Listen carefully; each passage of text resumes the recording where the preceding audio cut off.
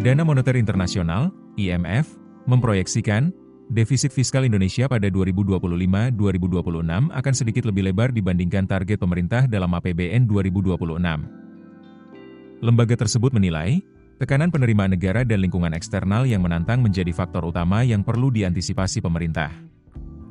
Dalam pernyataan resmi usai misi konsultasi Pasal 4 2025 di Jakarta, tim IMF yang dipimpin Maria Gonzalez menyebut defisit fiskal Indonesia pada 2025 diperkirakan melebar menjadi sekitar 2,8% dari PDB, dan meningkat tipis ke 2,9% pada 2026. Angka ini lebih tinggi dibandingkan defisit 2,7% PDB yang menjadi asumsi pemerintah dalam APBN 2026. Proyeksi ini mencerminkan pertumbuhan dan penerimaan negara yang lebih konservatif dibandingkan asumsi dalam APBN, kata Gonzalez dalam keterangan media IMF, Rabu, 19 November 2025. IMF menilai, pengelolaan anggaran yang berhati-hati tetap penting untuk menjaga ruang fiskal, mengingat ketidakpastian global dan potensi risiko negatif yang dapat muncul sewaktu-waktu. Menurut IMF, langkah ini akan membantu pemerintah tetap memiliki kapasitas merespons bila terjadi guncangan eksternal.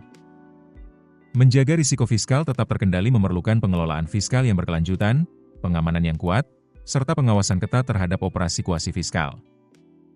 IMF juga menekankan perlunya mobilisasi pendapatan yang lebih kuat, sekaligus memastikan kualitas dan efisiensi belanja pemerintah. Dalam laporannya, IMF mencatat perekonomian Indonesia menunjukkan ketahanan meski dihadapkan pada tekanan global.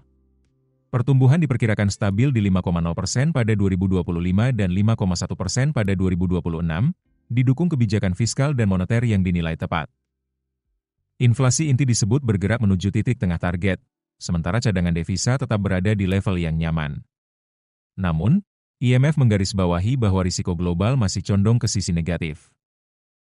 Ketegangan perdagangan, volatilitas pasar keuangan, dan ketidakpastian ekonomi dunia menjadi ancaman utama. Dari dalam negeri, perubahan kebijakan yang besar tanpa pengaman memadai juga dapat meningkatkan kerentanan. IMF menilai, langkah Bank Indonesia, BI, melonggarkan kebijakan moneter melalui penurunan suku bunga 150 basis poin dan peningkatan likuiditas sebagai kebijakan yang tepat. Kebijakan tersebut diperkirakan dapat mendorong pertumbuhan kredit secara bertahap.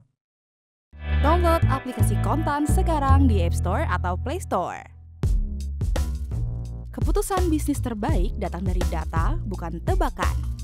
Mudah berlangganan Business Insight dengan subscribe with Google.